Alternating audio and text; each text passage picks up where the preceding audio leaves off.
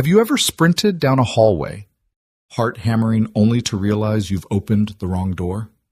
The one you pressed felt familiar under your fingertips, but what burst out on the other side was nothing like you expected.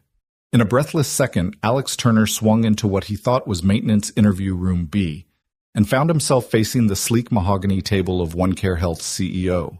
His battered boots scuffed the marble floor as he froze, resume clutched like a lifeline. Across from him, Isabella Quinn rose from behind her leather chair, the corners of her eyes tightening with recognition. The world narrowed to her voice, low and certain. "I've been waiting since 2010. That single line cracked open a decade of struggle, sacrifice, and unspoken debts, rewriting Alex's story before he even sat down. If you believe in life's unexpected pivots and the power of a single moment to change everything, hit subscribe, ring the bell, and drop a comment. What's the most surprising opportunity you've ever stumbled into? Alex Turner's boots had seen better days. The scuffed leather told stories of service calls at dawn, late-night repairs under flickering fluorescent lights, and one too many missed opportunities. But this morning he stood at the foot of a towering glass and steel edifice, clutching a crumpled resume in a manila folder as if it were a treasure map. Maintenance technician interviews were held on the 11th floor, so he'd been told. He slid through the revolving door into the cavernous lobby of OneCare Health. Polished marble floors reflected the soft glow of recessed lighting. A bank of elevators hummed patiently. Near the reception desk, a display touted the company's mission, bringing quality health care to every doorstep. Alex swallowed, rehearsed his answers under his breath, and pressed the call button for the 11th floor. The ride-up was brief, but felt endless. He clutched the folder tighter, straightened his too-loose tie, and tried to calm the tremor in his fingers. His daughter Emma had helped him rehearse last night, her college textbook spread across the kitchen table as she quizzed him on every possible question. He had to nail this one. The rent was due, and Sophie needed new tires on her bus. When the doors slid open, Alex took a breath and stepped forward, only to be met not by folding chairs or clipboards, but by plush carpet glass-walled offices and the quiet hum of wealth at work. A brass nameplate on a heavy oak door read, "Isabella Quinn, founder and CEO." He hesitated. "Maintenance technician interview," he called, voice cracking. "Come in," came a cool, measured reply. Alex's heart slammed against his ribs as he opened the door. The room was vast, a high-ceiling, floor-to-ceiling windows that framed a panoramic cityscape, and at its center, a long mahogany table. At the head, a woman stood, blonde hair swept into a low chignon slate-gray suit tailored to perfection. Her eyes were sharp, yet held a trace of warmth, as though she were reading his very soul. "Michael Carson." She asked, wrong name, wrong resume. Alex blinked. I'm Alex Turner." Her gaze flicked to the folder in his hand, then back to his face. "Alex Turner," she repeated softly. "Sit down." He crossed the room as if in a dream and lowered himself into the guest chair.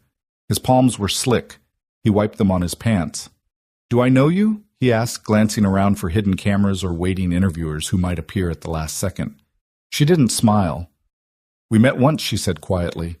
It was snowing on Highway 287 near Bozeman. Cold trickled down Alex's spine. That night flashed before him a raging blizzard, his crowbar smashing the Volvo's windshield, the flash of headlights, as he pulled a fragile woman free from twisted metal. He'd wrapped her in his coat, refused the cash she offered, and vanished back into the storm to reach his sick wife. He hadn't thought of that rescue in years. "Isabella Quinn," he whispered. She nodded, fingers brushing against the table's polished surface. "I've been waiting since 2010. The words settled over him like snowfall. He opened his mouth, then closed it, throat tight. "I'm so sorry," he managed. "No apologies," she replied, voice steady. "Sit." She motioned to a seat across from her. Alex sank back, holding his folder as if it might save him. His mind raced wrong place, wrong time, and yet every cell in his body told him this moment was right. "Why am I here?" he asked, nearly inaudible. Her eyes softened. "I need your help." She slid a second folder across the table. Inside lay schematics labeled Mobile Health Unit Pilot. Detailed diagrams, supply lists, operational routes, everything a maintenance technician would need to know. Alex's breath caught as he realized she wanted him to lead the caravans he'd only read about in the news. He began. Because she said, leaning forward, "You understand what it means to show up when no one is watching.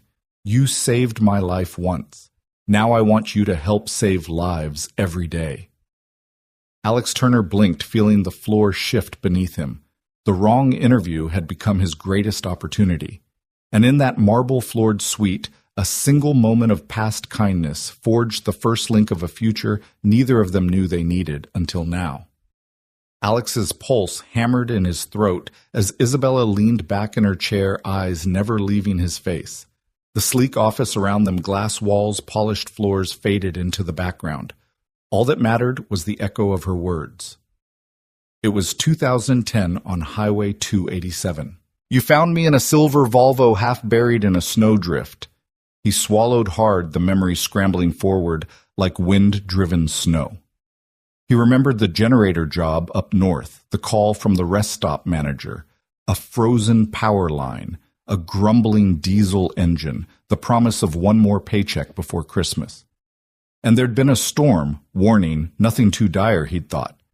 He'd driven past mile markers, the temperature gauge dipping the blacktop behind him, disappearing under a blanket of white. He must have been half asleep when the headlights picked out the sedan's taillights broken and blinking. He swerved, heart-twisting, as he imagined a stranded family in the silent night. Then the car came into view, nose buried, one wheel spinning futilely in slush. Snowflakes thick as feathers danced in his headlights. He parked his truck on the shoulder, flung on his coat, and yanked his crowbar from the trunk. He trudged through knee-deep drifts, breath stinging his lungs, until he heard her muffled plea. "Please, help." He smashed the driver's window shard, spraying like crystal, and hauled the door open. She was pale shock in her eyes, her coat shredded where metal had crushed it. "Hey, can you hear me?" He'd called, his voice rough with snow and adrenaline. He pressed his parka into her shoulders, her breath visible in short, ragged bursts. "Hold on. I'll get you out." He half-dragged, half-guided her to the truck, wrapping his arms around her to keep her upright. He turned back to the Volvo, rummaging his coat pockets for gloves and a flashlight. The storm-hammered branches bowed under snow, and the wind roared like a freight train. But he focused on his task, safety warmth moving forward. He laid her gently across the bench seat of his cab, cranked the defroster, and drove slowly toward the nearest town headlights cutting through the whiteout. He called 911, gave his name, her condition, and held the phone below the dash so she could hear. He didn't stay for thanks. He didn't need them. He only wanted to get home to his wife, whose chemo treatments had been rescheduled again that afternoon. That night he didn't sleep. He dreamt of medical bills piling at his feet, of hospital corridors, of the woman in the Volvo with fear in her eyes.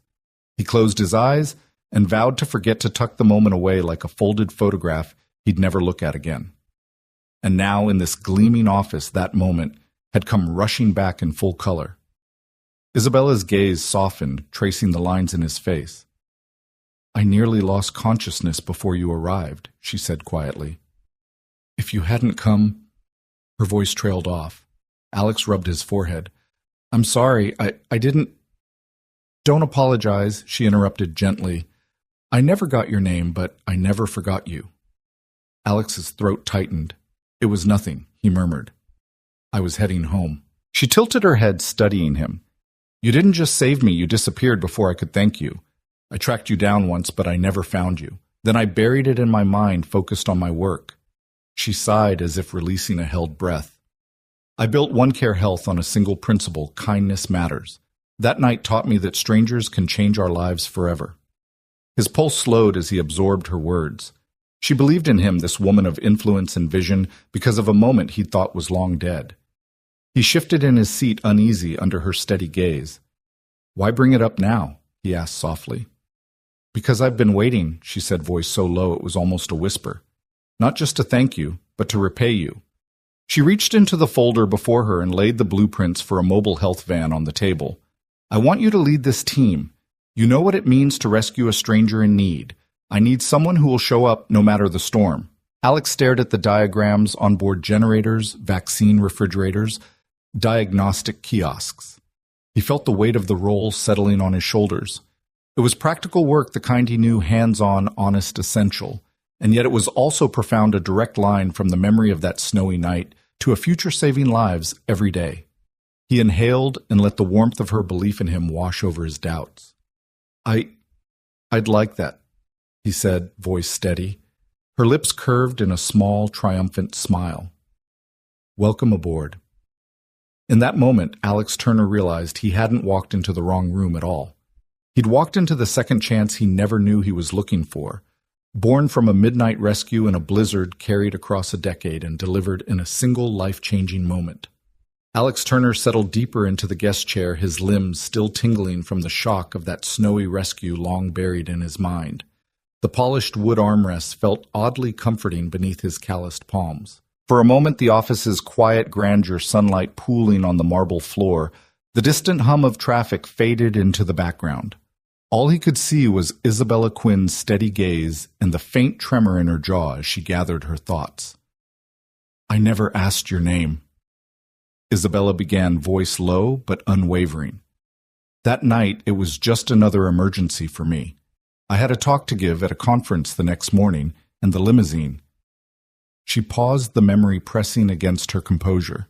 It never made it to me. Not that night. Alex's throat tightened. I'm sorry you missed your talk.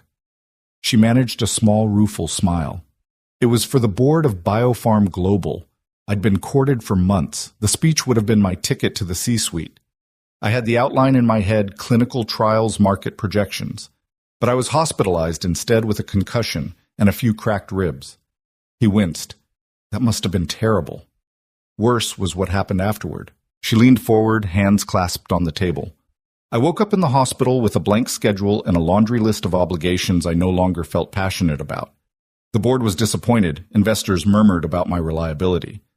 But in that bed, as I replayed your face through the haze of pain meds, I realized something I'd spent my life chasing: prestige.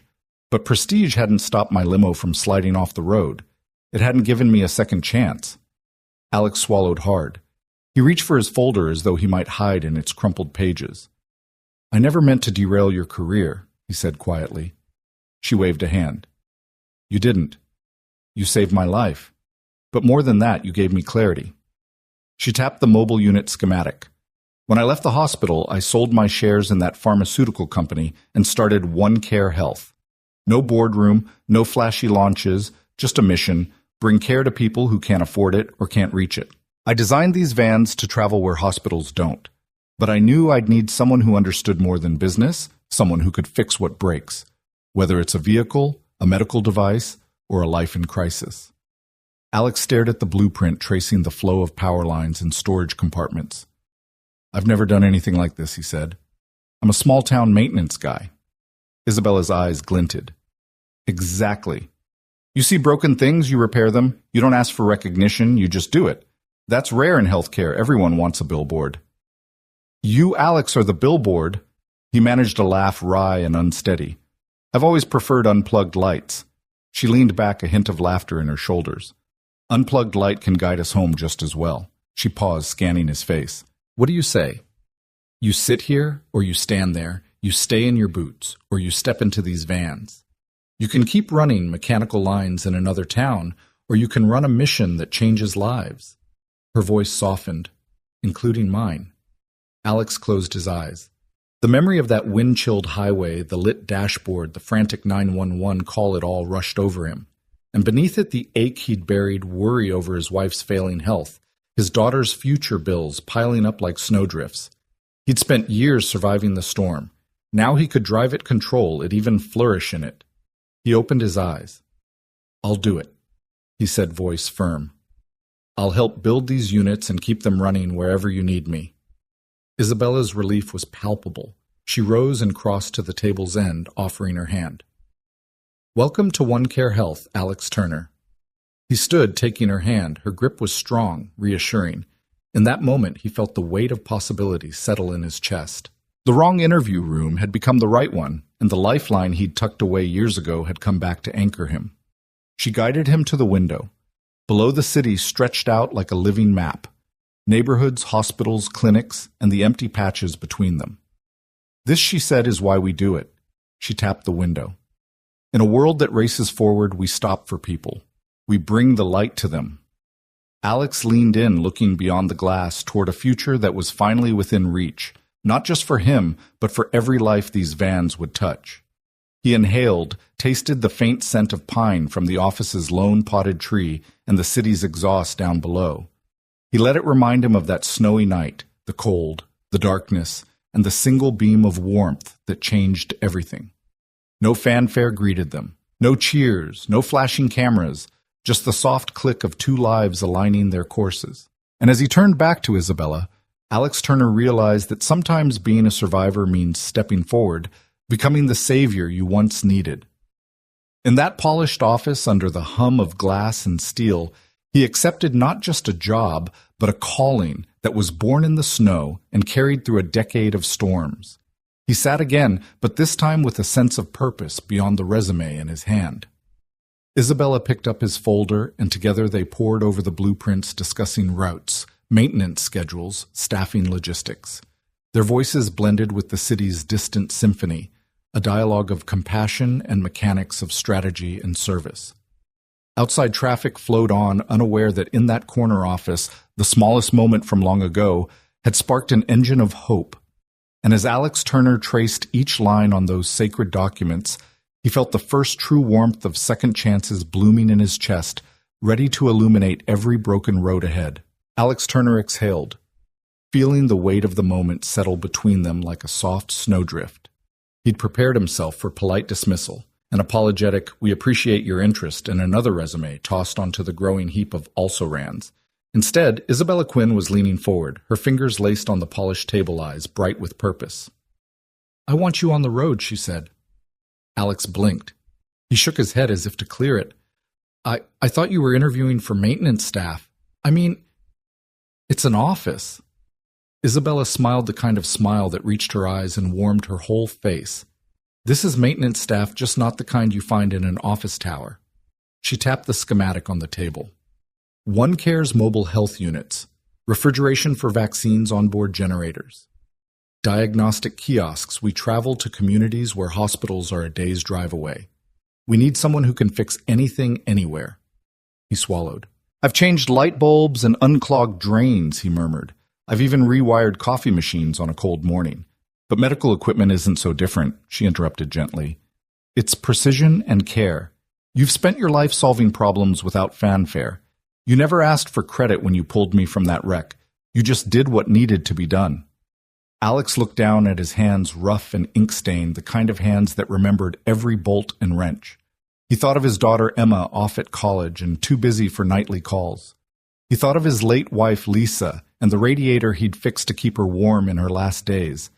He'd lived 100 unseen moments of quiet heroism. This would feel familiar. He dared to meet Isabella's gaze.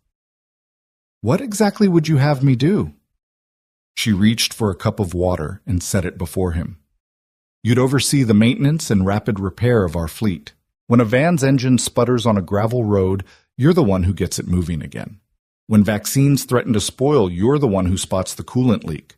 When diagnostics kiosks freeze up in a winter storm, you're there hands-on making sure care keeps flowing." Alex picked up the glass fingers curling around it. The water was cool against his palm.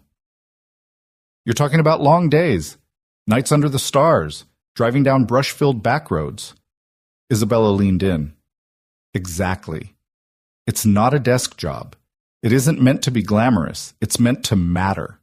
He set the glass down, sensing the gravity of her words. "I'd have to travel alone sometimes," he said. "I'm not exactly social." She chuckled softly. "You're not the chattiest guy at the brunch buffet, but out where we go, people aren't looking for small talk. They're looking for someone to show up when no one else does." Alex's heart thumped. He'd been invisible so long that the idea of being needed, truly needed, felt foreign and thrilling. "And the team," he asked, "do they respect guys like you," Isabella answered. "You're not a suit barking orders. You're someone who understands the value of a working machine when a life depends on it. You'll be their anchor in the field." He closed his eyes briefly, seeing himself crouched under a van in sleet headlights, cutting fog tools spread like instruments of healing. He saw himself in the driver's seat, the mobile clinic's engine purring after his repair. He saw the faces of patients waiting in the back, Children with coughs, elders with aching bones trusting him to keep the unit alive. He opened his eyes. "What about training?" he asked quietly. Isabella smiled again, that resilient curve of soft steel. "I'll ride with you," she said. "We'll tackle the first 6 units together. Then you'll run solo, but I'll always be a radio call away." "I trust you with lives, Alex." He blinked, feeling tears threaten. "Shh! I don't know what to say." "Say yes," she said simply. "You don't have to sign anything right now. Go home, think it over, talk to Emma. But know this, we need you. I need you." Her sincerity was a mirror reflecting the man he had been and the man he longed to become. He remembered the hope he'd clutched in this same folder years ago, hope that had dimmed under the glare of hospital bills and dead-end paychecks. Now possibility glowed once more. He swiped a hand over his face. "I want to say yes," he said, voice rough. "I need to say yes." Isabella rose, extending her hand. He stood and took it. Her grip was firm, grounding him. "Welcome aboard, Alex Turner," she said. He exhaled in relief, the tension seeping away. He settled back into his chair for a moment, letting the decision sink in. It wasn't just a job offer, it was a lifeline cast to a man adrift for far too long. They spent the next hour hashing out details, schedules, supply chains, field protocols. His questions were met with practical answers and thoughtful support. He learned the mechanics of the onboard generators, the backup systems for cold storage, the remote diagnostics apps they'd developed. Isabella sketched a route from the city to an isolated mining town, nodding as he pointed out potential hazards, narrow passes, landslide zones, river crossings. By the time he closed his folder, Alex felt more certain than ever. The wrong interview had become the pivot point of his life. He imagined the unvarnished roads ahead, mud-slick forest trails, sun-baked desert highways, early mornings refilling the water tank in a gentle dawn, late nights repairing heat strips in an icebound canyon. He imagined the smiles of patients who'd see the OneCare logo and no help had arrived. Isabella walked him to the elevator. As its doors closed, she called Monday 6 a.m., back here. He nodded, the quiet thrill of anticipation in his chest. "I'll be here." The doors slid shut, and when he stepped back into the lobby, the polished world seemed softer, more welcoming. He slipped his resume into his coat pocket, warehoused now by fate, and took the stairs 2 at a time. Outside, the autumn air was crisp, carrying the faint scent of fallen leaves and city traffic. He drew in a deep breath, savoring the cold. He thought of Emma, how he'd tell her tonight, and of Lisa, how he'd honor her memory with every repair that saved a life. As Alex Turner walked away from the glass doors of OneCare health boots clicking on the pavement, he realized this was more than a job. It was redemption. It was purpose. It was the chance to transform hands that once broke windows in desperation into hands that saved lives in every corner of the map. And in the distance, a new chapter waited unwritten, brimming with promise, carried on the wheels of a mobile clinic and the integrity of a man who showed up when it mattered most. Alex Turner stepped out of the glass doors and into the crisp autumn air, his lungs filling with a chill that felt like possibility. The sky was a pale blue streaked with clouds that drifted lazily overhead. Sidewalk leaves, amber rust and gold crunched under his boots. As he walked, the city's pulse around him softened by the season's hush. For the first time in years, he felt alive. He let the sidewalk carry him without direction past storefronts streaked with October sales signs and outdoor cafes where patrons sipped lattes under strings of fairy lights. He tucked his hands into the pockets of his coat fingertips, brushing the bulge of his resume, no longer a lifeline, but a relic of what had brought him here. His mind drifted to Lisa. He saw her again in the yellow hospital gown, laughing through a raspy cough as he struggled to fix the old radiator in their basement apartment. She'd teased him that morning, "You're going to be the best-looking tech guy at my support group." He had smiled, heart aching in its hollow place fingers, cold from grease, but warmed by her wink. He hadn't felt grease on his hands for months. The thought made him grin. Soon he would. He paused at a corner, the early sun glinting off a copper spire in the distance. He remembered holding Emma as a child, her fingers tight around his. "Daddy," she'd said, "you make the world work." She hadn't understood mechanics then, only that when he fixed something, it meant safety, comfort, love. Now she was at university, smart, independent, struggling with her own dreams. He pulled out his phone thumb, hovering over her contact. Before he dialed, he realized he wanted to tell her in person. He pictured her on video chat, long brown curls, tired smile, the book scattered across her dorm desk. He wanted her to know this wasn't just good news, it was a homecoming of hope. He swung onto a tree-lined street he'd walked 1,000 times, where old brick townhouses stood shoulder to shoulder like loyal friends. He passed Mrs. Delgado's flower shop pumpkins, and mums spilling from wooden crates, and smelled the sharp sweetness of chrysanthemums. He thought of Lisa's favorite bright yellow daisies she kept in mismatched jars. He'd never told Emma why daisies, but it didn't matter. She knew daisies meant sunshine after rain. At the corner deli, he stopped for coffee, the same black coffee he used to nurse while grading bills. He ordered and watched the barista pour steam curling in the air like a promise. He took the cup and set off again, savoring the first bitter sip. He let the warmth travel from his lips through his chest, displacing years of cold worry. He'd spent so long defending himself against survival, patching leaky pipes, rationing every penny, fighting insurance delays, late fees, hospital visits. Now he wasn't just surviving, he was on the brink of building something bigger than himself. He navigated the familiar blocks until he saw the faded green awning of his apartment building. The metal stairs creaked underfoot as he climbed 2 flights to his door. Inside, a single bulb glowed overhead, illuminating a small hallway lined with framed photos. There, a snapshot of Emma at her high school graduation cap, at a jaunty angle broad grin that mirrored his own. He pressed his forehead against the cool frame. "I did it, kiddo," he murmured, straightening the photo. "Dad." Emma's voice floated up from the kitchen, tentative and sleepy. He shelved the coffee on the side table and turned the knob, stepping through into the warmth of lamplit walls and the scent of macaroni bubbling on the stove. Emma sat at the kitchen table, textbook splayed open, pen in hand. Her sweatshirt read State University Class of 26. She looked up, eyes widening. "You look—" She paused, searching his face. "Is that a real smile?" He chuckled, sitting opposite her. "First one in a while. How's the study session going?" She rubbed her temple. "Regents, Pride and Prejudice, archaic stuff. But I'll survive." She offered him a half grin that melted his chest. "I've got news," he said, voice unsteady. He reached into his coat. Emma tilted her head, expecting bills or a threadbare photograph. Instead, he pulled out the folder, his old resume, and handed it to her. She opened it, eyebrows lifting. "What's this? I'm not job hunting," he said, leaning back. "I walked into the wrong office today, and it was the right one." Her pen clattered onto the table. Wrong office. He told her about OneCare Health. The sleek lobby, the unexpected reunion with Isabella Quinn, the rescue in the blizzard, the vision to bring care to the forgotten corners of the map.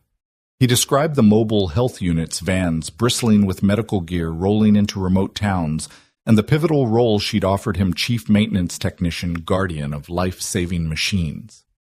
Emma's mouth fell open. "Dad, that's amazing." He watched her absorb each detail, saw the spark in her eyes.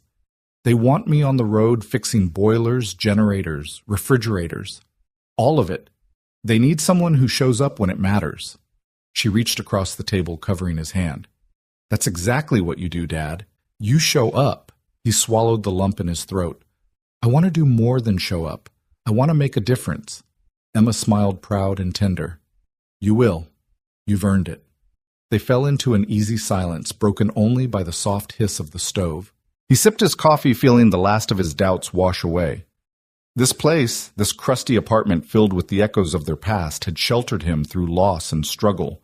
But now it felt like the springboard to something new. He looked at Emma. "We ever talk about moving somewhere warmer?" he teased lightly.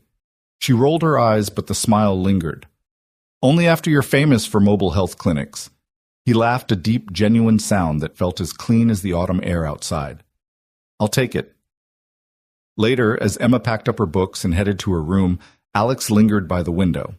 Streetlights blinked on and the city exhaled into evening. He traced the skyline towers and rooftops etched against the darkening sky and envisioned the long roads ahead, pine-forested highways, dusty plains, gravel paths. He pictured OneCare vans slicing through dawn mist, children waving, elders smiling with relief. He rolled down his sleeve, revealing a faded scar on his forearm from that night in the snow.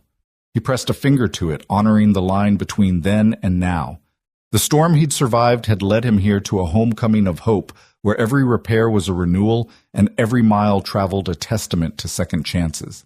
His phone buzzed a text from Isabella Quinn. "Welcome aboard. Reports come in Monday. See you at 6. He gripped the windowsill. "I'll be there," he murmured.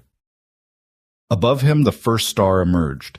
He closed his eyes and made a promise to honor Lisa's memory, to support Emma's future, and to bring light to the shadowed corners of the world. Then he turned from the window and flicked off the hall light. As he climbed the stairs to his bedroom, his heart felt full in a way it hadn't in years. That night, Alex Turner dreamed not of broken engines or hospital bills, but of a convoy of one-care vans on a ribbon of highway headlights, shining engines humming hope on 4 wheels. And when he woke before dawn, the world beyond his window was already stirring, ready for the man who had found his way home again. The sky was barely light when Alex climbed into the driver's seat of Van Alpha One Care Health's first mobile unit, its engine humming like a purring cat ready to prowl the country roads. Isabella stepped up beside him, clipboard in hand, her dark ponytail tucked under a baseball cap for the first time since he'd met her. He offered her a nod of greeting. She returned it with a tight smile that spoke of anticipation and nerves both. "Ready?" she asked, voice low over the idling engine. Alex glanced at the neat row of equipment racks behind him. Vaccine refrigerators, portable autoclaves, handheld diagnostic kiosks. "Ready as I'll ever be." She climbed in, planting herself in the passenger seat. "Let's test your mettle." Isabella handed him a sheet and equipment checklist and route map. He scanned it quickly. Site 1, a rural elementary school 30 miles north. Site 2, a food pantry in a farming village. Final stop, a weekend health fair in an old church hall. She tapped the printed refrigeration specs. Temperatures, diagnostics. "Let's start with the fridge." They rolled out of the parking bay into the still muted city streets, headlights slicing through dawn's dim haze. Conversation flowed easily. Isabella asked about his granddaughter's college studies. He quizzed her on coffee orders. The early morning lull felt like a prelude to something larger, the city's hustle yet to wake. At the first stop, they squeezed through the school's narrow driveway, winter mud clinging to the tires. Alex hopped out a tool bag slung over his shoulder. Isabella followed, letting him lead the way to the back of the van. Alex flipped open the rear hatch, revealing the chill interior. He ran gloved fingers along the freezer's seal eyes, narrowing in appraisal. "Go on," Isabella said. "Show me." He pressed a diagnostic button, and the fridge's internal temperature lit up on a small screen 37 degrees Fahrenheit. Within spec, but not by much. He smiled and popped open the door, exposing rows of vials packed in a foam rack. "We'll swap the coolant line," he told her, pulling a handheld wrench from his bag. "It's quick work." Isabella watched as he knelt on one knee, unlatching the protective panel. With practiced precision, he detached a corroded hose, its metal fitting puckered by age. The new line clicked into place, and he closed the panel, sealing the compartment. Then he pressed the monitor again 35 degrees. He gave her a thumbs up. "Perfect," she said, relief coloring her tone. "I never had to get my hands this dirty." She paused, leaning closer to inspect a spool of tubing. "Back when we launched the first clinic, my team and I were unpacking boxes at dawn. I ended up hand-painting our logo on the side of our first unit after the stencil kit broke on day 1. Alex laughed, picturing a younger Isabella crouched in paint-splattered jeans. She continued, "We didn't have fancy service contracts. We drained and refilled coolant by hand out of a watering can while I argued prices with equipment suppliers over the phone. That van was held together with duct tape and sheer willpower." He grinned. "Sounds character building. Character saved lives," she corrected gently. "Now you're the one preserving lives with your building skills." Her eyes sparkled as she handed him a cup of coffee. On to the kiosks. They packed up and rolled on the morning sun, cresting fields of frosted wheat. The van's radio played soft jazz as Alex navigated winding 2 lanes. When they reached Site 2, a converted barn where families queued for free groceries, he guided the van into a makeshift driveway. People lined up under a tent, children in bright jackets clutching stuffed animals. Alex waved and Isabella waved back her presence, both authoritative and approachable. Inside the barn, he unloaded the diagnostic kiosk's touchscreen units that measured blood pressure, heart rate, and blood glucose. One was unresponsive. Its screen flickered, then froze. He shrugged off his coat and knelt beside it, prying open a panel on the back with his multi-tool. Circuit boards lay beneath small wires snaking across layered boards. "Go ahead," he said without looking up. "What do you see?" She peered over his shoulder, brow furrowed. A loose connection at the power jack. He smiled broadly. Bingo. He reseated the connector and sealed it up. The screen blinked alive, offering a welcome message. Isabella let out a breath. "You're not just a maintenance guy. You're a miracle worker." He chuckled, wincing as he straightened. A volunteer nurse approached, clipboard in hand. "We were worried we'd have to cancel screenings," she said. "Thank you." Alex nodded, shrugging away praise. Isabella gave him a proud wink. He felt a warmth in his chest, a sense of belonging he hadn't known since before Lisa got sick. Mid-morning found them at the church hall, where local families gathered for flu shots and health checkups. The van's generator hummed outside, powering medical lights and laptop chargers. Alex tightened a loose bolt on a water pump and declared it sound. Isabella handed him a lunch sandwich meatloaf on rye, wrapped in parchment paper. "Sophisticated," he teased. She laughed, unwrapping her own turkey club. "You deserve real food for real work. Got time for a break." He sank onto a folding chair as she perched beside him. The hall's windows framed a panorama of trees in peak color crimson, gold, and auburn. People filtered in and out, raising their arms for injections, chatting in soft voices. "Do you ever miss the boardroom?" Alex asked between bites. Isabella tilted her head. "My boardroom had no purpose once I lost you that night. Here I'm accountable every day. Faces in need, communities underserved. This is my board." She traced her finger on the table's chip. "It's messy, unpredictable, but it's honest, and it's where I found the most meaning." He nodded, feeling the hum of truth behind her words. "Meaning's the best kind of job security. Right?" She looked at him thoughtfully. "You remind me why I started this, how a single act of compassion can echo for years." Alex set down his sandwich. "I never thought my hands would be part of something like this. I always fixed toilets and generators, never medicine." She reached out and touched his arm. "You're fixing more than machines. You're fixing access. You're ensuring vaccines stay potent, tests stay accurate, lives stay whole." He took a steadying breath, the echo of her appreciation fueling his confidence. A child's laughter drifted in from the hall. He looked up to see a small boy peering into the kiosk window, eyes wide with curiosity. "Can I see the boy?" asked. Alex lifted the boy onto a stool. "Sure thing. Watch me turn it on." He powered up the machine and guided the boy's small fingers to tap the start button. The boy giggled at the feel of the cool screen. Isabella watched warm pride in her gaze. "See?" she murmured. "You're inspiring the next generation." He caught her eye and smiled. "I like that." By late afternoon, they packed away the last syringe holders and diagnostic cards. The van's interior was spotless, ready for tomorrow's route. Isabella offered to drive back. Alex declined, opting to steer. He fired up the engine, pulling out onto the highway as evening's auburn light faded to indigo. The ride home was a comfortable silence, the miles ticking by under the van's steady hum. He thought of the day's work, the whir of compressors, the click of diagnostic boots, the thank you smiles of strangers. He replayed Isabella's startup stories, duct-taped vans, midnight phone calls, boardroom blowback. He saw the parallels between her grit and his own. The late nights, the endless troubleshooting, the refusal to give in to despair. When they pulled back into the one-care garage, side lights glowing, Isabella placed a hand on his shoulder. "You did well today," she said. "I know we said 6 training runs together, but if you ever need someone in the field..." She tapped the van's side emblem. "Call me. I'll be there." He nodded, the warmth in his chest matching the glow of the overhead lamps. "Thanks. It means a lot." She offered him a genuine smile. No boardroom polish, just human relief. "Get some rest. Tomorrow we do it again."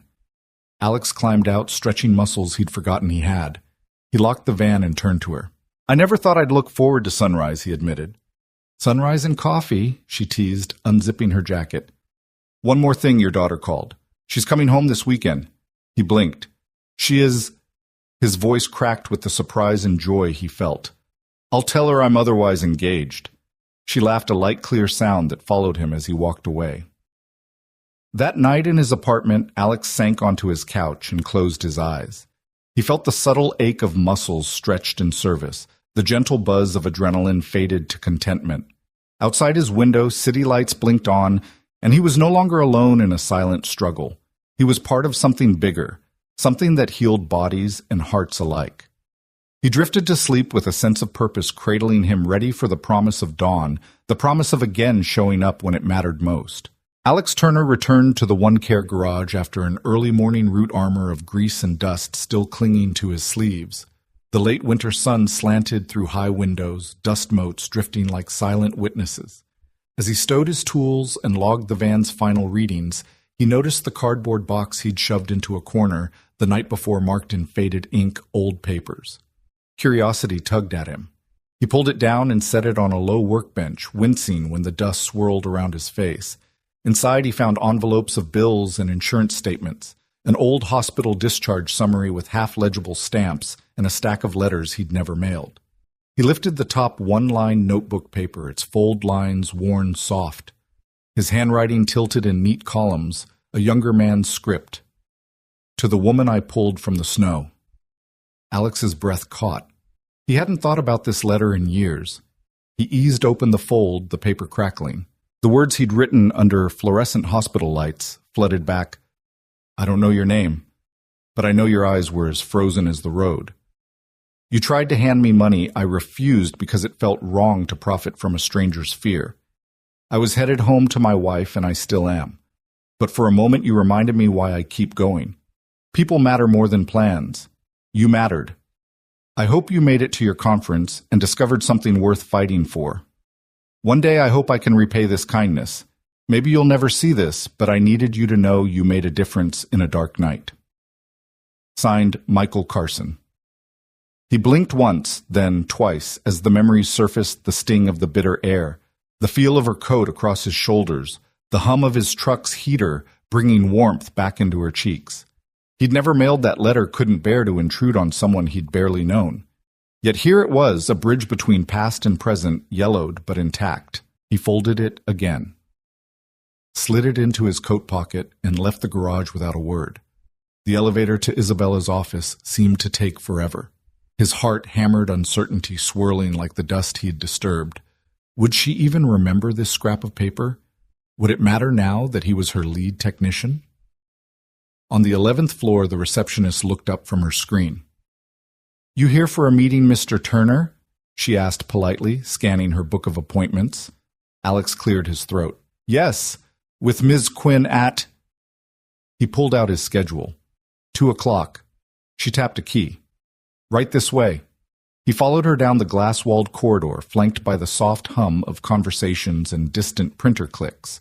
He rehearsed his greeting, rehearsed nothing, just whatever authenticity he could muster. She opened her door before he knocked. Isabella stood by the window, hands folded in front of her. She turned surprise, flickering across her composed face. "Alex, what a surprise. Back so soon." He swallowed. I found something I wrote a long time ago." Her brow drew in. He held out the folded paper. "I never sent this. I figured now might be the right time." Isabella accepted the note with gentle reverence, as though it were made of glass. He shut the door behind him, his shadow merging with hers against the frosted glass. The room felt smaller now, more intimate, the leather chairs, the potted fiddle-leaf fig, the glow of afternoon sun through gray drapes. She unfolded the letter. He watched her fingers tremble as she smoothed its creases. He traced the line between them with his gaze, studying her expression, anticipation, trepidation, something like gratitude. He wasn't sure he was ready for how raw this moment would be. When she spoke, her voice was hushed. "I remember writing a version of this in my head," she said, eyes on the page. "But I never knew who you were." She paused, inhaling slowly. "I never thought I'd hold your words in my hands." Alex shifted his weight. "It was a moment I couldn't let die. You saved me, but you probably didn't know I'd been dying on the inside that night, every expectation I'd built for myself gone in an instant. When I pulled you out, I realized kindness was my only currency. You taught me that." Tears welled in Isabella's eyes. She raised her gaze, and Alex saw lines of vulnerability etched into the woman who'd seemed so invincible. You did more than teach me. You gave me a reason to rebuild. I see that now, how your act of compassion became the cornerstone of One Care Health. Your belief in humanity carried me through years of boardrooms and power struggles. He backed away slightly as though the warmth in her gaze might burn him. I never saw it that way, he confessed. I saw a woman in need, didn't think beyond that. She folded the letter and tucked it into a plush folder on her desk. That's the beauty of it, she said, voice thick with emotion. You saw a stranger and acted. I saw a stranger and remembered how to believe. And today, every time I drive onto a dirt road to bring care to someone's front door, I carry your kindness with me. Silence settled between them, but it wasn't empty. It was alive, pulsing with two souls laid bare. The office's grandeur receded until all he could focus on was Isabella's steady breathing, the soft click of her heels as she stepped closer. I want you to know, she said, her hand hovering over his, that this company, this mission, it's built on your kindness, and I'm deeply grateful. Alex's throat tightened. He looked down at their hands nearly touching and then back at her face glistening with tears.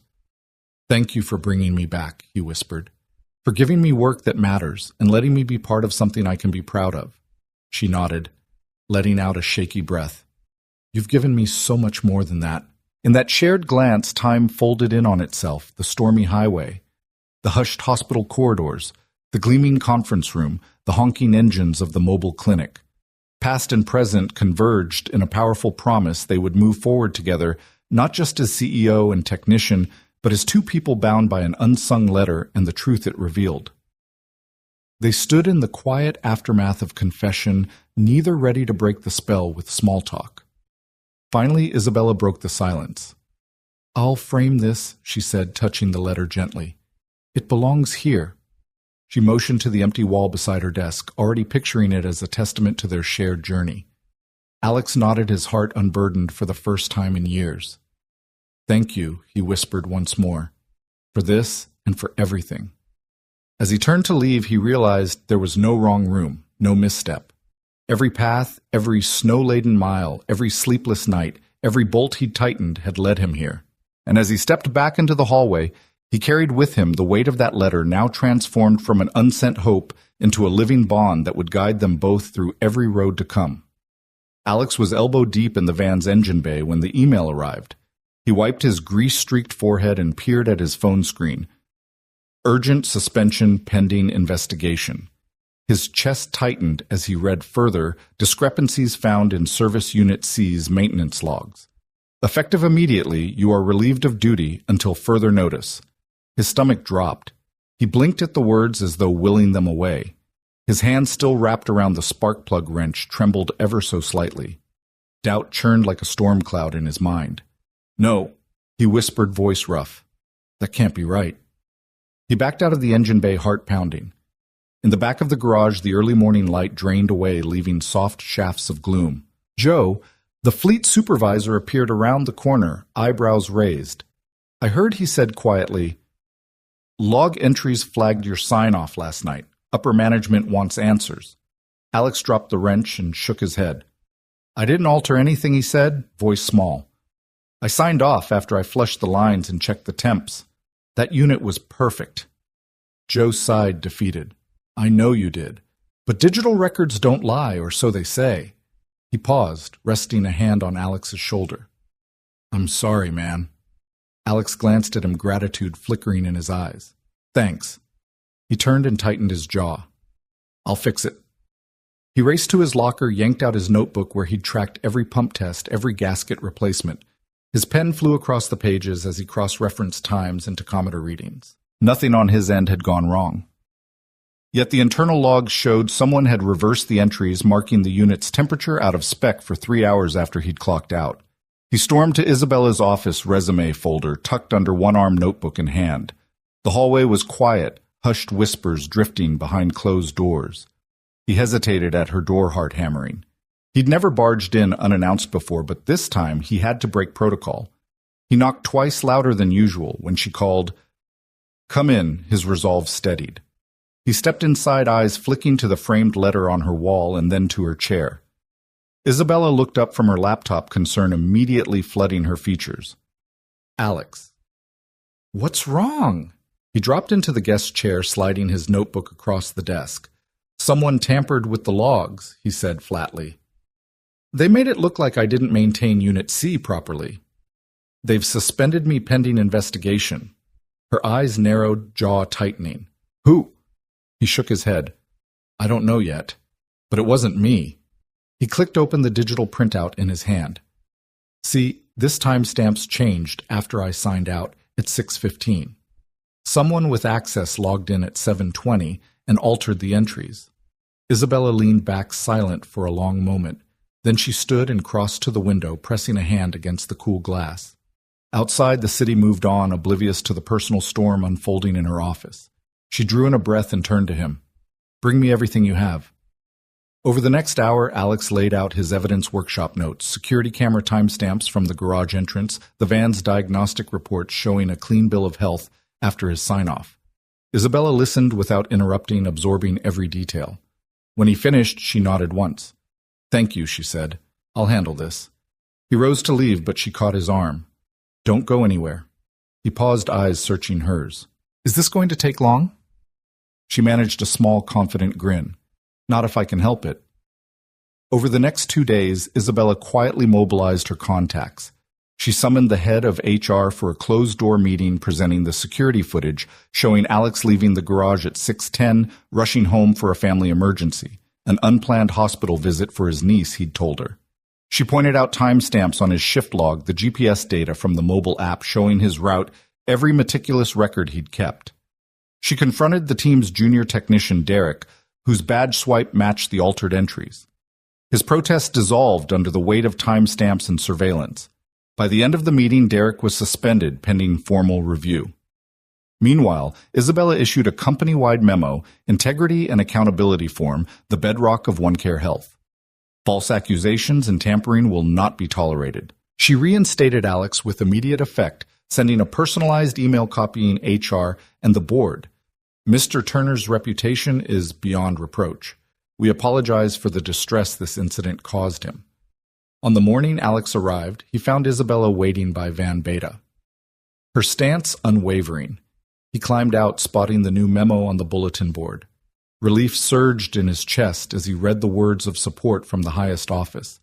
Isabella offered him a cup of coffee, strong black, and met his gaze squarely. I heard what happened, she said softly. Are you okay? Alex took a shaky sip, savoring the warmth. Thanks to you, he replied. He paused, searching for the right word. I was terrified of losing my place. She tucked a loose strand of hair behind her ear. You won't lose me, she said firmly.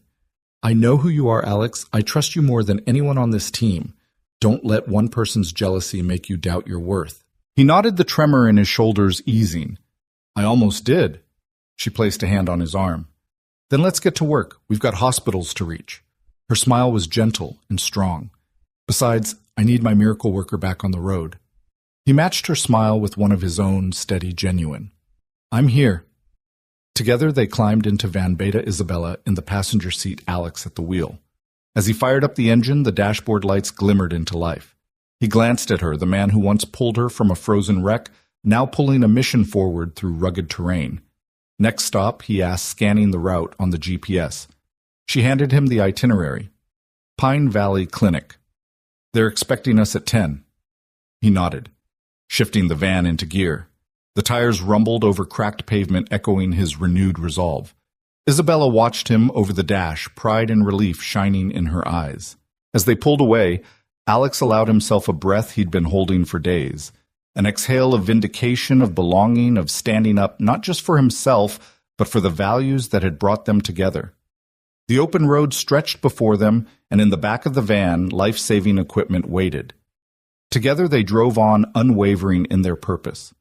And in that shared mission built on kindness, trust, and unwavering support, their bond deepened, unbreakable against any storm or saboteur that dared to cross their path. The morning light filtered through the floor-to-ceiling windows of OneCare's planning room, illuminating a long table strewn with blueprints, laptops, and coffee cups. Isabella Quinn stood at the head of the table, sliding a fresh set of schematics toward Alex Turner. Her voice, calm but energized, carried across the hushed room of engineers and project managers.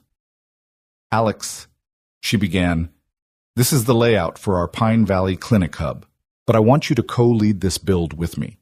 He let the edge of the paper brush his fingertips. Next to him, his tool bag sat like an old friend ready for the field. He looked at her, surprise flickering in his eyes. "Me co-lead?" he asked, voice steady but incredulous. She met his gaze with a faint, confident smile. "You've earned it.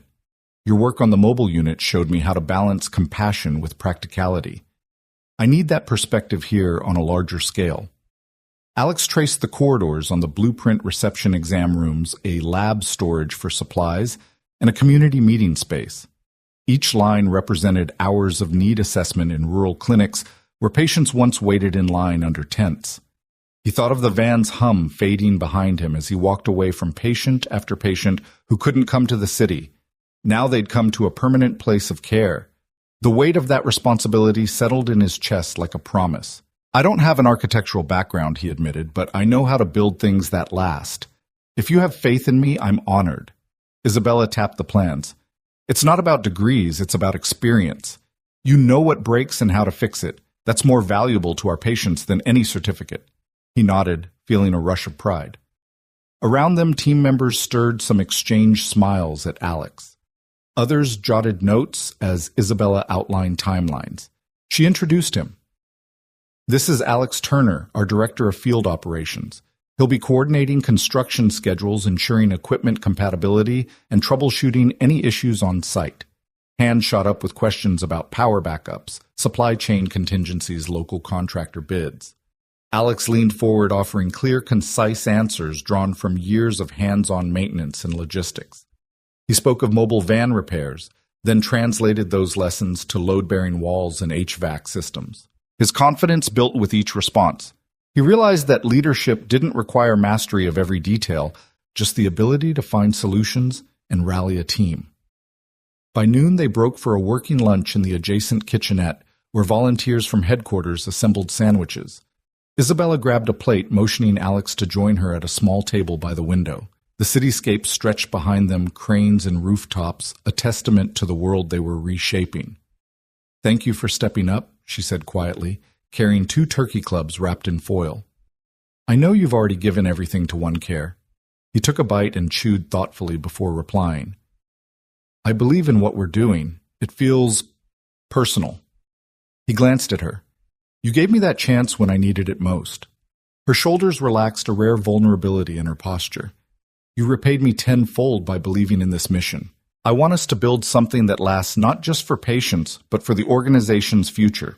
She paused, searching his eyes. "And I want us to build something together." Alex set down his sandwich, a tingle of warmth blooming in his chest. Together he echoed. The word felt heavy with possibility. Their afternoons blurred into evenings of strategy sessions, estimating concrete orders, vetting fencing materials, sketching the layout of exam chairs and waiting room benches. Isabella and Alex traded ideas. He suggested alternative cold storage units based on his van experience. She adjusted pathways to optimize patient flow. Each correction came with mutual respect and a shared laugh when minor errors surfaced. Over time, their partnership flourished, the lines between CEO and technician softening into 2 collaborators united by purpose. One late afternoon, as the team wrapped up for the day, Isabella found Alex reviewing cost projections alone. She leaned against the doorframe, watching him run his finger along the margin notes. The soft glow of a desk lamp highlighted his focused expression. "I didn't hear you come in," he said without looking up, then offered a quick smile. "Need something?" She stepped forward, folding her arms. "I wanted to thank you. The team's morale has skyrocketed since you came on board. They respect you." She paused, voice hushed. "And I respect you." His eyes met hers, and something in the air shifted, an electric current born of shared purpose and unspoken admiration. The space between them crackled. He closed his notebook, standing. "I respect you too. You've built OneCare from the ground up, and you trusted me to help carry that dream." She took a slow breath, both of them suspended in a moment where titles and roles melted away. Then she reached out, brushing a hand across his forearm. His skin warmed beneath her fingertips, and he felt a flutter of anticipation. "Come," she said softly. "Show me your favorite part of these plans." He led her to the map section where they'd planned a community garden just outside the main entrance, a spot where patients could sit among raised beds of medicinal herbs. "This," he said, pointing. "We'll build the beds low enough for wheelchair access and plant calendula chamomile and lavender to bring comfort. I wanted something that nourishes beyond medicine." Isabella's hand lingered on his arm. "That's brilliant. I didn't think of that." She turned to face him, her eyes shining. "That's why I need you, because you see details I can't." He swallowed, the world narrowing to her gaze and the distance between their shoulders. "We see together," he corrected, voice low. A moment stretched between them, pregnant with the promise of something more than professional admiration. Then she closed the gap, gently pressing her forehead against his. He felt the rhythm of her breathing, steady and comforting. "I'm glad we're building together," she whispered. He rested his hand on her waist, warm through her blazer. "Me too." Behind them, the glow of desk lamps and the scattered papers of tomorrow's blueprints blurred into insignificance. In that quiet intersection of plans and hearts, their shared purpose deepened into connection. Two people, once strangers on a snowy road, now architects of hope and each other's future. And as the sun set beyond the city skyline, Alex Turner and Isabella Quinn stood surrounded by the promise of a clinic that would heal communities and a partnership that would heal two souls. They remained there, steam rising from their coffee cups, united in vision and tenderness, ready to build a world that would stand long after the last brick was laid. Late evening shadows pooled in the corners of the One Care Health stairwell as Alex Turner followed Isabella Quinn to the rooftop terrace. The doors swung open to reveal the city spread beneath them, a galaxy of streetlights, neon signs, and distant car headlights winking like fireflies in the dark. The crisp autumn air carried a faint scent of wood smoke and late-night coffee, a reminder that life pulsed on below as relentless and hopeful as ever. Alex stepped onto the gravel-strewn deck, first the soles of his boots crunching softly. He paused at the railing, resting his arms atop the cool metal, and gazed out at the skyline. He felt small in that moment, just one man in a sea of buildings, but also profoundly connected to something larger. After weeks of shifting from emergency calls to stifled accusations and triumphant vindication, this quiet space felt like a sanctuary of clarity. Isabella joined him a heartbeat later, her dark coat pulled tight against the breeze. She leaned forward, mirroring his stance, and they stood side by side in companionable silence. Below them, a taxi horn honked, and a train rumbled through its underground tunnel. But here, it was just wind and the gentle hum of the city at rest. Alex cleared his throat, tracing the horizon with his eyes. "It's different up here," he said, voice low, almost peaceful. Isabella nodded. "I come up here when I need to remember why we do this, why we keep pushing." She inhaled deeply, exhaling with a small sigh. "I guess tonight I needed to remember why I started it all." He shifted his weight, glancing at her profile. "I can't imagine what it took," he said gently, "to turn that rescue night into a company that saves thousands of lives." She offered him a half smile. "Some nights I can't either." She folded her arms, fingers tapping the railing. "It wasn't easy selling my shares, walking away from the board, learning to run clinics instead of quarterly reports. Sometimes I wonder if I traded one kind of loneliness for another." Alex looked at her, the soft glow of streetlights casting shadows across her face. "Loneliness." She nodded, gaze drifting to the street below. "Boardrooms are empty, in their own way. Everyone chasing power metrics headlines, no one ever stops to ask how you're really doing. I built walls of titles and expectations around myself so high that even I couldn't see in." He absorbed her words, recalling the first time he'd pulled her from that wreckage, how she'd tried to thank him for saving her life, only to learn he was disappearing into the storm as quickly as he'd arrived. "I never got to ask what was behind those walls," he said. "I only saw a stranger in danger." Her laugh was a soft exhale. "And you gave me more than a rescue. You gave me perspective, but sometimes perspective is a lonely place to live." He reached out, resting a hand on her shoulder. The gesture was unexpected, but she didn't flinch. Instead, she tilted her head to meet his eyes. "You've been here with me," he said. "Through equipment failures, sabotage, every roadblock. You didn't have to stay." Her fingers traced a pattern against his coat sleeve. "I wanted to," she whispered. I wanted you to know that this partnership means everything. He closed his eyes briefly, the memory of every late-night repair and every hurried route, flashing in his mind the diagnosis kiosk that froze in a blizzard, the freezer line that threatened to spoil thousands of vaccines, the junior technician who nearly destroyed his career. Through it all, Isabella had never wavered in her belief in him. "I've been afraid," he admitted, voice low as the wind. When he spoke again, his words came in a steady tide. "Afraid that if I showed you who I really am, the guy who can't fix everything, who still hurts for my wife, who worries I'll never be enough, you'd see me as nothing but broken." He felt vulnerability prickle in his chest, a rawness he hadn't allowed himself in years. Yet as he risked honesty, Isabella's eyes softened as though she was offering him refuge he'd lacked since Lisa's last days. "I see you as whole," she said after a moment, each word deliberate and calm. "Broken and healed, scarred and resilient, everything that makes you who you are." Alex opened his eyes and looked at her, the city lights refracting in her gaze. His heart felt heavy and buoyant at once. "I keep thinking back to that night how you tried to pay me and I refused. I did it because I had to get home to my daughter, but also because I didn't want kindness to become a transaction." He hesitated. "Tonight, I wanted you to know that you became my kindness. You trusted me when I didn't trust myself." She exhaled softly, stepping closer until their shoulders brushed. "You've become mine too," she replied. The steel in her voice had melted into something warmer, more vulnerable. "I've been afraid to admit it, afraid of losing the person who saved me." Alex turned, facing her fully now. The glow of the street lamps painted soft shadows across his features. "I don't want to lose you," he said, voice steady. "Not as a friend, not as my boss, not as the woman who showed me a new path." Isabella's teeth caught her bottom lip, a nervous gesture he recognized as purely human. "I don't want to lose you either," she confessed, her hand slipping from the railing to his. "I was afraid that what we're building was just another project, but it's more than that now. It's you and me trying to do something good together." He closed the distance between them, offering her his other hand. "Then let's not pretend otherwise," he said softly. "No grand declarations. No promises we can't keep. Just, I'm here. I'm walking forward with you." Her eyes glistened with tears, bright honest, a reflection of the city's scattered lights. "Side by side," she whispered. He nodded. Side by side.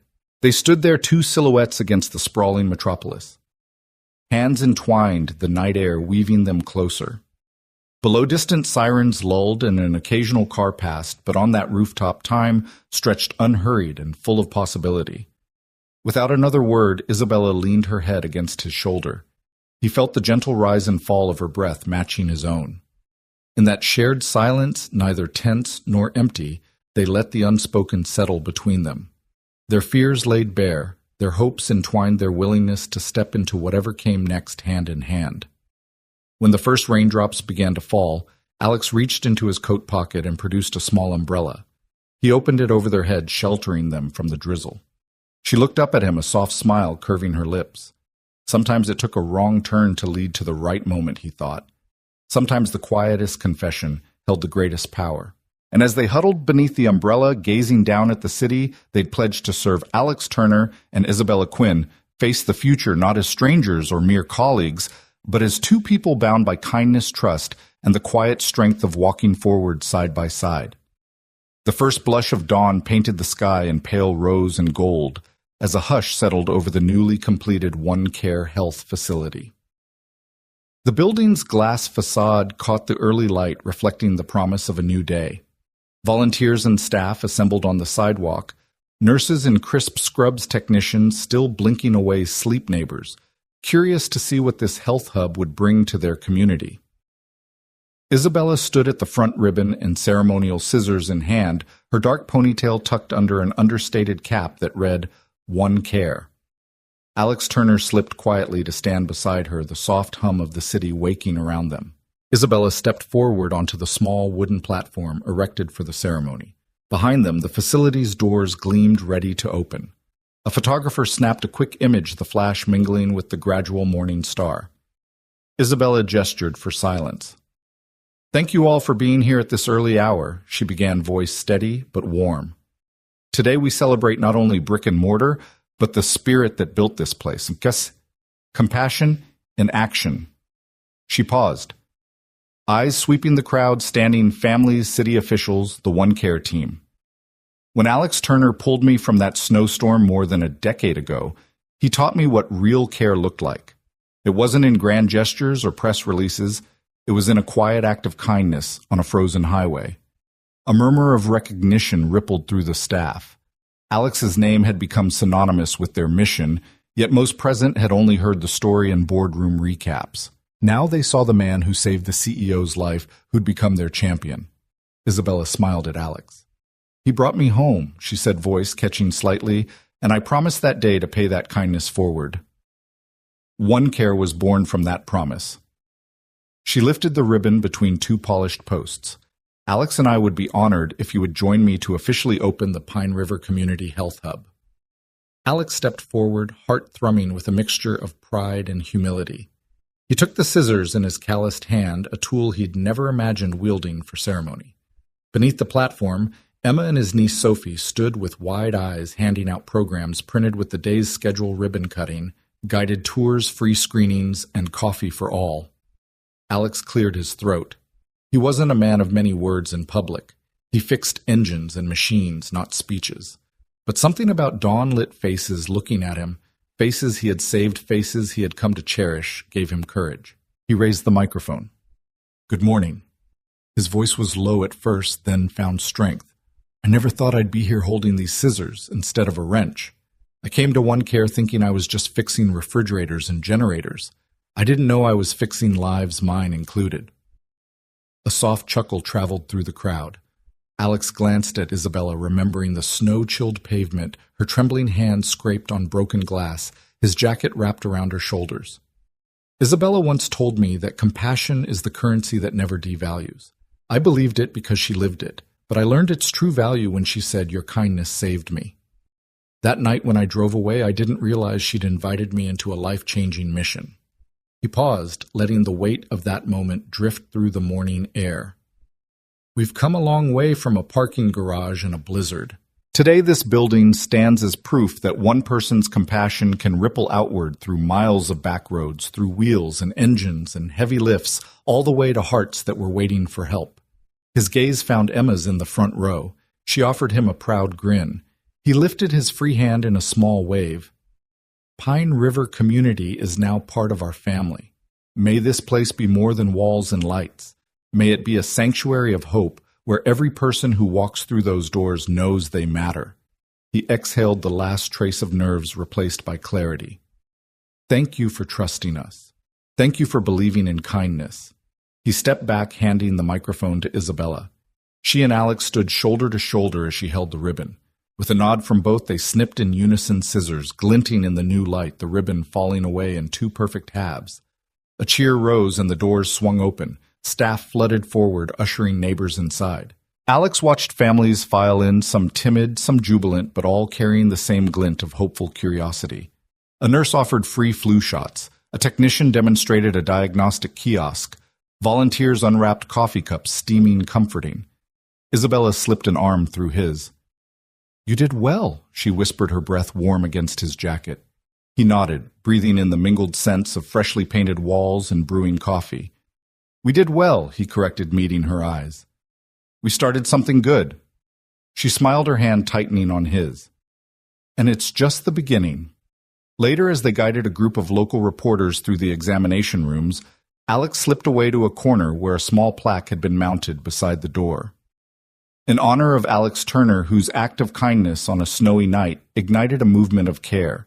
He pressed a fingertip to the raised letters, the metal cool beneath his touch. A reporter approached, notepad poised. Mr. Turner, could you tell us what this plaque means to you? She asked. He turned, shrugging with characteristic humility. It means someone remembered that night, he said softly, that they didn't let it get lost in time.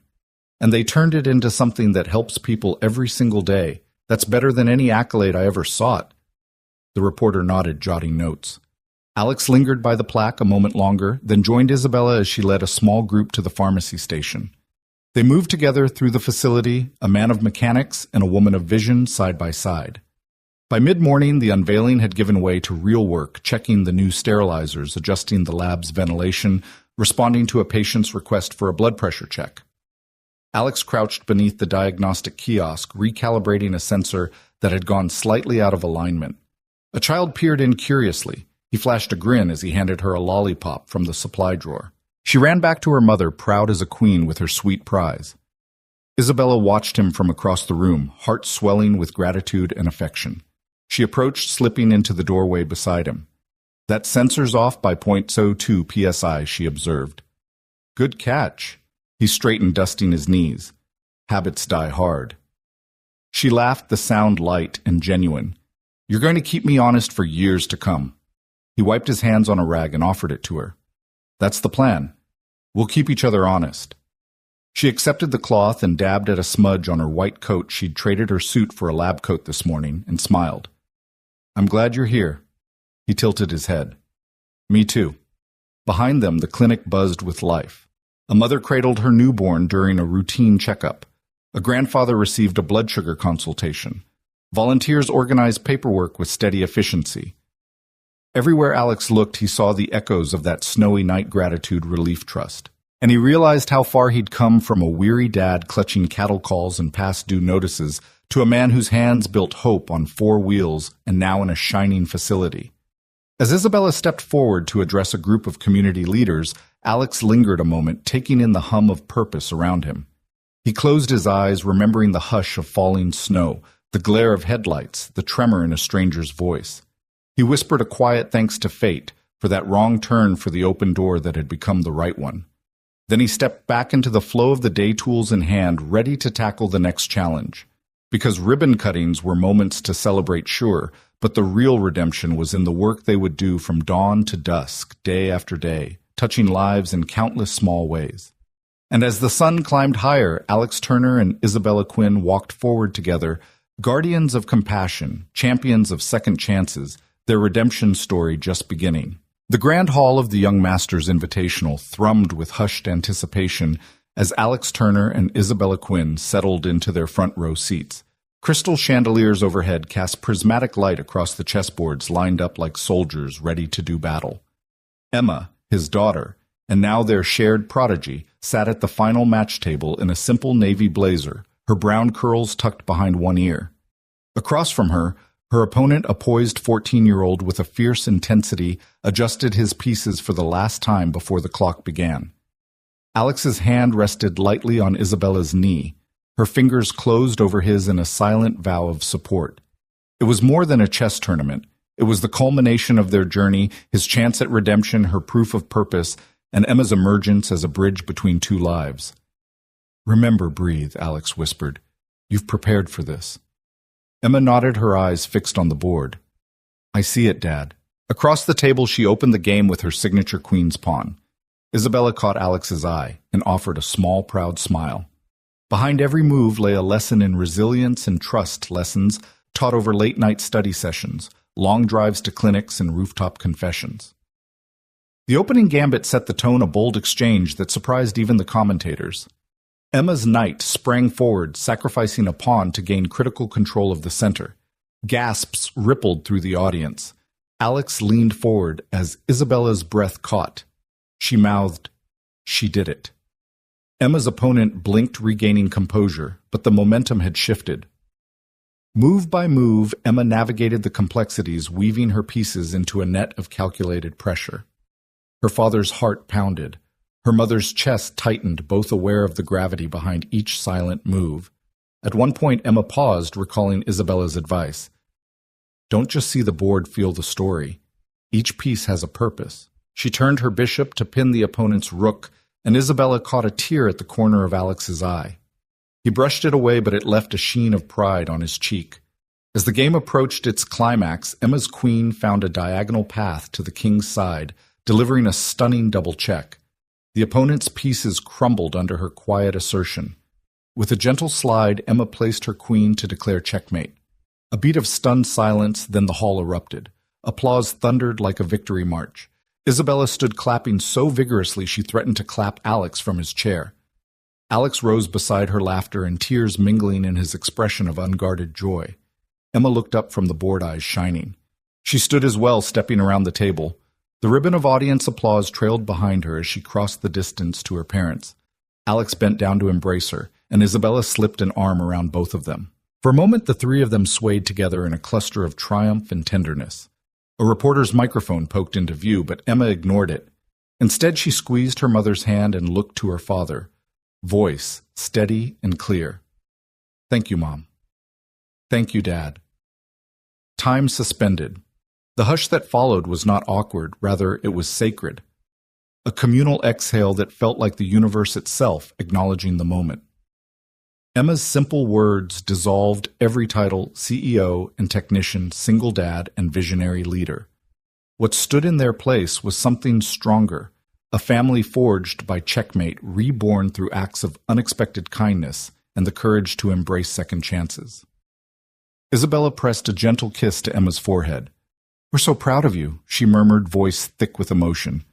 Alex nodded, hugging his daughter close. "You played every move with heart," he said.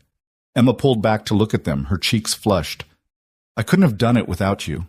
Her gaze swept from Isabella's proud smile to Alex's shining eyes. "You both believed in me when I doubted myself." Isabella's free hand stroked Emma's hair. "You believe in yourself," she said. "We just helped you see it." Alex ruffled Emma's hair, laughter trembling in his chest. "Every time you stepped up to the board, you reminded me why I keep showing up too." They shared a quiet moment before Alex held Emma's hand out to Isabella. Isabella took it, and they formed a small chain, Dad. Emma, Mom, standing together on that polished floor as confetti quietly drifted from above, like memories made manifest. After journalists and well-wishers swarmed them with congratulations, the family slipped away to a quieter hallway. Emma leaned against the wall game ribbon pinned to her blazer eyes, alight with triumph and the relief of completion. Alex offered her a bottle of water. Isabella draped her coat over Emma's shoulders. As they walked toward the exit, the city's lights beckoned beyond the glass doors. The night air outside was cool, scented with rain that had begun to fall in soft, scattered drops. Alex opened his umbrella. Isabella slipped her arm through his.